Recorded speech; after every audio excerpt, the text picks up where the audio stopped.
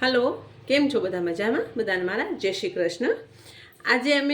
આજે આપણે અમારા કચ્છની એક ફેમસ રેસીપી લઈ આવ્યા છીએ, જે કડક. હવે કચ્છી કડક છે એ અમે તો કચ્છમાં કડક બોલતા હોઈએ છીએ, પણ ઘણા લોકો બારે એને કચ્છી બાઉલ બોલે છે ને બીજા ઘણા નામથી એવું કરે છે. પણ અમે તો કચ્છના એટલે કચ્છી કડક જ કહીએ છીએ.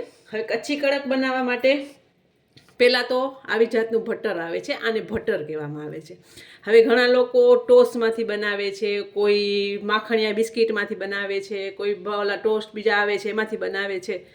પણ હકીકતમાં અમારા કચ્છમાં આ જ ટોસ્ટ વપરાય છે, આને ભટ્ટર કહેવામાં આવે છે. તેના માટે મેં ભટ્ટર લીધું છે. બીજી સામગ્રી જોઈ લઈએ તો ખજૂર આંબલીની ચટણી મેં બનાવી છે. એની રેસીપી આપણે વિડીયોમાં અપલોડ કરેલી છે, તમને જોવી હોય તો જોઈ શકો છો. કોથમરી છે, સેવ છે, મસાલા સિંગ છે, આ દાબેલી મસાલો છે. હવે દાબેલી મસાલો રેડી બજારમાં મળે જ છે, છતાંય તમને બનાવવું હોય તો આપણે આગળ મસાલા બનાવવાની રેસીપી અપલોડ કરેલી છે, તમને જોવું હોય તમે એ પણ જોઈ શકો છો. મરચું પાવડર છે, મીઠું છે, ડુંગળી છે અને લસણની ચટણી છે. હવે લસણની ચટણી પણ આપણે આગળ વિડીયો અપલોડ કરેલું જ છે, કેવી રીતે બનાવાય. સાથે સાથે બાફેલા બટાકા છે. બાફેલા બટાકાને મેં થોડુંક મેશ કરી લીધું છે અને તેલ મૂકી દઈ ગરમ, અને થોડુંક તેલ ગરમ થાય પછી આપણે રેસીપી બનાવીએ. તો પહેલાં આપણે જે એની ગ્રેવી હોય છે ને એ જ બનાવતા શીખવાડશું. મેં આગળ મસાલા ટોસ્ટ છે, દાબેલી છે, એમાં બધી એ ગ્રેવી શીખવાડી જ છે, પણ છતાંય અત્યારે હું તમને ફરીથી એકવાર શીખવાડી દઉં કે એ ગ્રેવી કેવી રીતે બને. એ જ ગ્રેવીથી તમે મસાલા ટોસ્ટ છે, દાબેલી છે અને કાંઈ પણ રેસીપી તમને બનાવી હોય તો તમે બનાવી શકો છો. તો અત્યારે આપણે કચ્છી કડક બનાવીએ છીએ તો તેનો મસાલો બનાવશું. મેં તેલને ગરમ કરવા મૂક્યું છું. એના પહેલાં આપણે આ જે દાબેલી મસાલો છે ને એને એક મોટી બાઉલમાં લઈ અને થોડુંક પાણી નાખી અને એને આવી રીતે મિક્સ કરી લઈએ કે આપણે જેવો તેલમાં મસાલો નાખશું ને એટલે બળી ન જાય, એ ખાસ ધ્યાન રાખવાનું છે. તો થોડુંક પાણી લઈ અને લિક્વિડ કરી લેવાનું છે કે બધો મસાલો એકરસ થઈ જાય. અને આપણે જે મસાલાની રેસીપી અપલોડ કરેલી છે એ મસાલો તમે બનાવી અને 12 મહિના સુધી સ્ટોર કરી શકો છો, એવી રીતે જ બનાવ્યું છે. તો આપણું મસાલું પાણીમાં ડાયલ્યુટ કરી લીધું છે. તો આપણું તેલ સરસ ગરમ થઈ ગયું છે. તો પહેલાં આપણે એમાં 2 થી 3 ચમચી આંબલીની ચટણી નાખી દઈશું.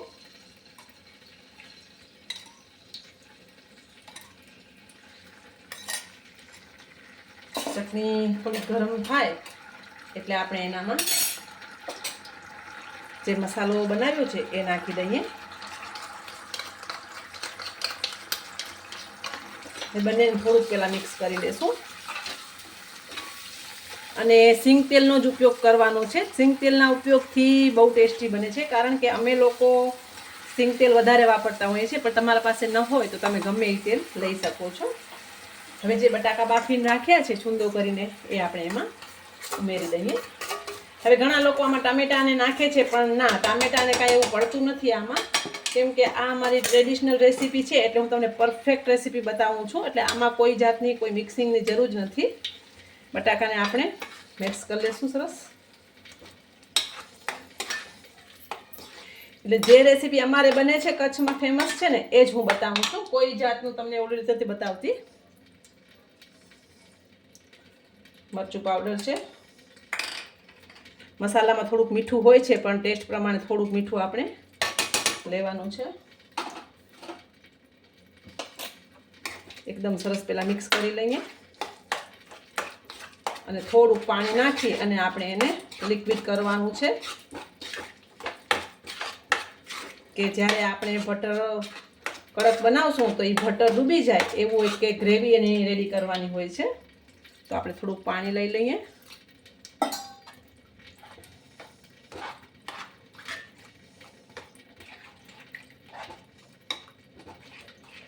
હવે આને થોડીક વાર આપણે સરસ મજાનું ઉકળવા દેશું. ઉકળી જાય પછી આપણે એમાં કોથમરી અને ટોપરાનું ખમણ નાખવાનું છે. હવે તમને ગમતું હોય તો તમે એમાં તૂટી ફૂટી છે, દાડમ છે એ સર્વિંગમાં લઈ શકો છો, પણ અત્યારે એક હું નથી લેતી, કારણ કે બધાના ઘરે બધી વસ્તુ હોતી નથી. તો અત્યારે મેં દાડમ અથવા તૂટી ફૂટી બેમાંથી એકે નથી લીધું. ઉકળી જાય પછી સર્વ તમે જોઈ શકો છો સરસ ઉકળી ગયું છે. હવે આપણે એમાં થોડીક કોથમરી અને ટોપરાનું જે ખમણ છે એ નાખી દઈશું. હવે બહુ ઉકાળવાની જરૂર નથી. ટોપરાનું ખમણ નાખી અને બહુ ઉકાળવાની જરૂર નથી. હવે આને આપણે એક બાઉલમાં લઈ લઈએ પહેલાં, પછી સર્વ કરશું. તો આપણે હવે એને સર્વ કરી લઈને એને ગરમા ગરમ જ સર્વ કરવાનું હોય છે. હવે આપણે આ ગ્રેવી બનાવી લીધી છે અને આ જે બટર છે એને આવી રીતે પીસ કરવાના હોય છે નાના નાના.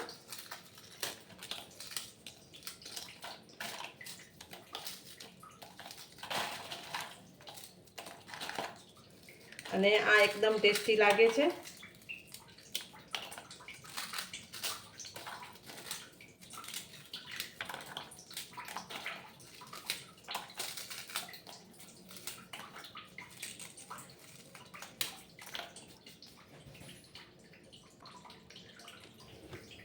હવે આપણે પહેલાં એમાં જે ખજૂર આમલીની ચટણી બનાવી હતી ને એ લઈ લઈએ.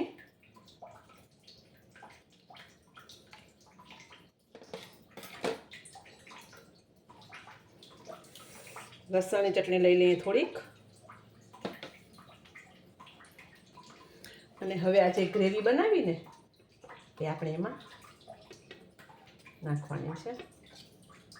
અને ગ્રેવીનું પ્રમાણ એવું સારું રાખવાનું છે.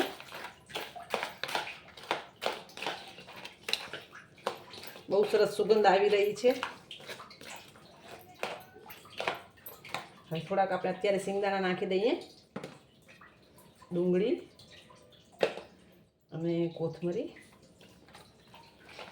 હવે આપણે પેલા સર્વ કરી લઈશું બાઉલમાં.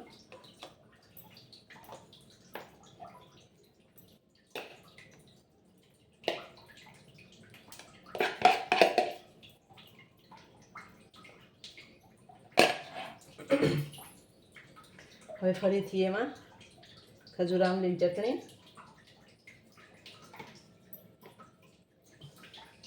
લસણની ચટણી, શીંગા છે,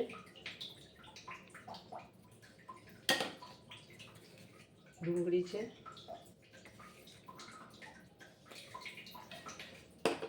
અને ઝીણ સેવ છે. થાય છે ને જોઈને ખાવાનું મન, તો તમારા ઘરે રેસીપી બનાવજો. અને થોડીક કોથમરી. સર્વ કરી લેશું. તો તૈયાર છે એકદમ સરસ કચ્છની ફેમસ એવી કડક રેસીપી. હવે સાથે મેં ચટણી બે લીધી છે, લસણની ચટણી અને ખજૂર આમલીની, ડુંગળી છે, શીંગા છે અને સેવ છે, કે જેને એક્સ્ટ્રા લેવું હોય તે ઉપરથી એક્સ્ટ્રા નાખીને ખાઈ શકે છે. તો આ રેસીપી ચોક્કસ તમારા ઘરે બનાવજો. બહુ સરસ બને છે અને બધાને ભાવશે. અને કોઈ પણ ગમે ત્યારે તમારા ઘરે કાંઈ પ્રસંગ હોય તો તમે આ રેસીપી બનાવીને સર્વ કરી શકો છો. બધાને મારા જય માતાજી.